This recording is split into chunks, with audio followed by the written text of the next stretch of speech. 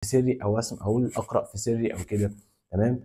لا، لازم ان انا اشغل صوتي. ليه؟ لانه انت بتشغل صوتك، انت بتسمع المعلومه وانت بتقولها ببقك. وكمان لو انت طبعا الكتاب قدامك، فطبيعي انك بتشوفها، فانت في 3 مصادر شغالين معاك في نفس الوقت. في نفس الوقت. تمام. مش مصدر ولا 2، بتقولها، تسمعها، بتشوفها. طيب، الطريقه دي انا مشيت بيها وكانت كويسه جدا. اللي كنت محتاج اخلصه في فتره ما مثلا، لا كنت بلاقي نفسي بحتاج اخلصه في فتره اقل. فالموضوع فرق معايا بشكل كويس. طيب، نزل بس الكاميرا شويه عشان انا حاسس ان انا طيب، بس كده احسن.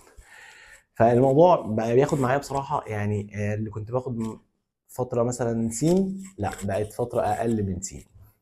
طيب، طبعا لان احنا طبعا كل واحد بيبقى